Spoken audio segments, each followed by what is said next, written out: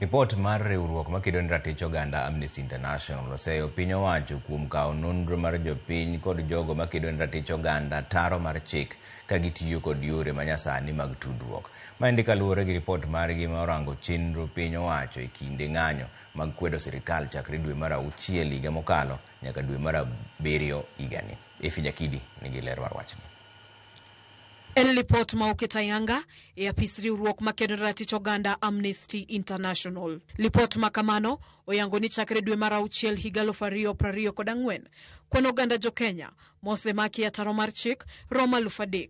Mago ma oselal godo romo 83 ka kwan jogo mosenegi romo 128. Kaluwore gi apisa mar Amnesty International Victor Ndede, piny owacho osetiyo gi yore tudruok manyasani ataro mar chik mar yudo nonro mar jogo makwedo chenro sirkal, ahinya to mago makedo ne ratich oganda. Ma kaluwore ni jogo makedo ne ratich oganda tiyo ahinya gi mbui e yore gi mag ndiko ka gikwedo sirkal. Social media played a major role in organizing of these protests.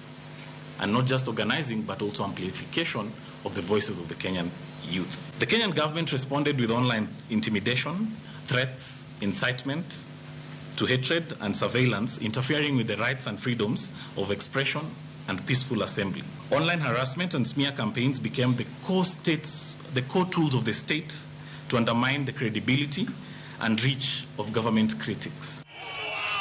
Lipod no bende ofwenyo ni e kinde ma joma mine no wuok oko machuolo duondgi e wi nek mar joma mine pachoka kod ng'anyo masundo piny owacho timo lokruok mowinjore, nitie gigo mane indike mbui majaro dendgi kaka yor thiro duondgi. Young women who participated in the Gen Z protests and the End Femicide KE campaign reported misogynistic comments, body shaming, threats, doxing, and AI-generated pornographic images produced to shame, threaten, and silence them. The spirit of the report essentially is to call for accountability. It's also to call for non-recurrence.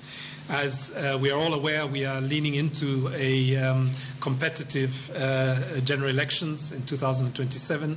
It is extremely important that the freedoms within our constitution and within our laws are respected as we go into this political context. Jatatije mar Amnesty International Irungu Hilton koro dwaro mondo piny owacho otim nonro makare e wi nek kod ndicho mar oganda e kinde ng'anyo mar rawere mag Gen Z kod weyo tim mar kawo nonro oganda ataro mar chik. I think as Amnesty International we would say that deniability fails the test of accountability every time.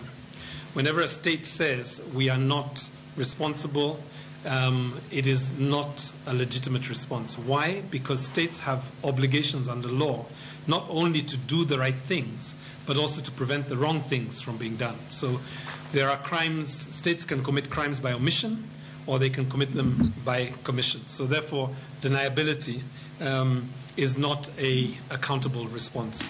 Nyakidi, Ramogi TV, Nairobi. Ywaruok mar jotije 91 ma ywak ni pok